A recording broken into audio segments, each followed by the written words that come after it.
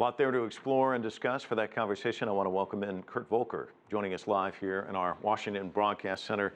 What do you make of this? Everyone seems to be going to the Kremlin of late. It's kind of a surprise, isn't it? Well, maybe not so much of a surprise. The U.S. has been very conscientiously pulling back from some of these conflicts and from exercising power.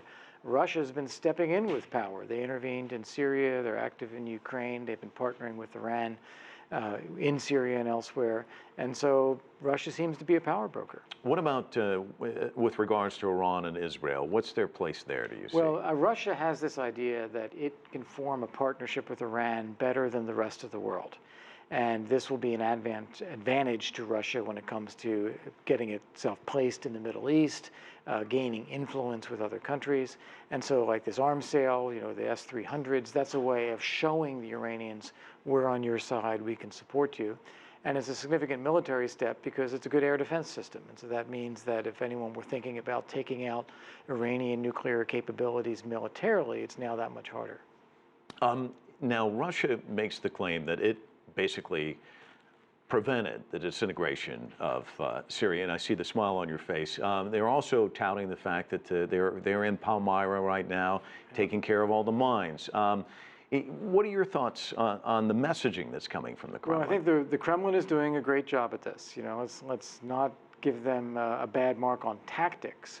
What they are doing is propping up the Assad regime, giving them direct military help, and using this for propaganda advantage, trying to create the image that they are on the side of stability, and that the other forces are all terrorists and are all against stability and are all dangerous.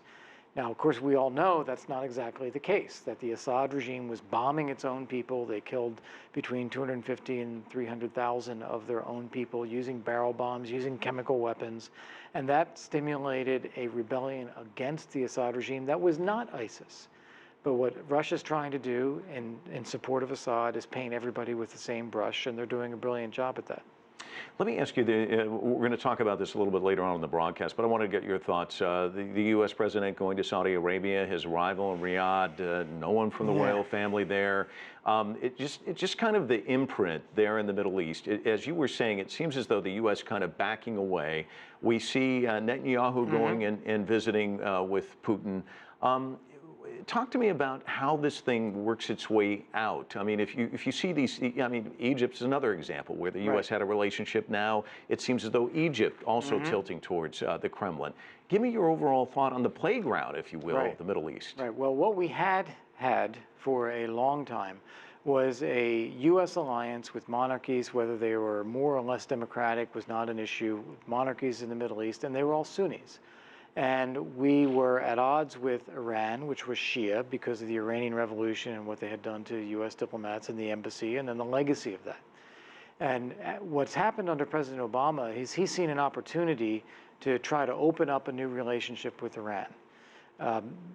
Certainly the Iranian people are very pro-American and are interested in that. The Iranian regime so far has not shown any evidence of that. Our allies, until now, in the Arab world, have felt betrayed by this change in the U.S. approach, saying, why are you supporting someone who is our adversary and our enemy? Look at what they're doing in Lebanon. Look at what they're doing in Yemen. Look at what they're doing in Syria. Look at what they're doing in Baghdad. And so they have now felt completely abandoned and pushed back by Obama. That's why he got the bad reception that he did.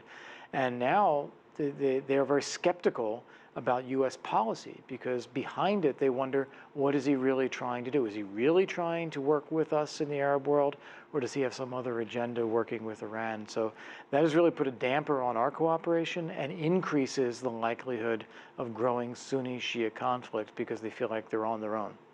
Kurt Volker, always a pleasure having you on the broadcast with your analysis. Thanks so much for coming by. Thanks for having me, Mike.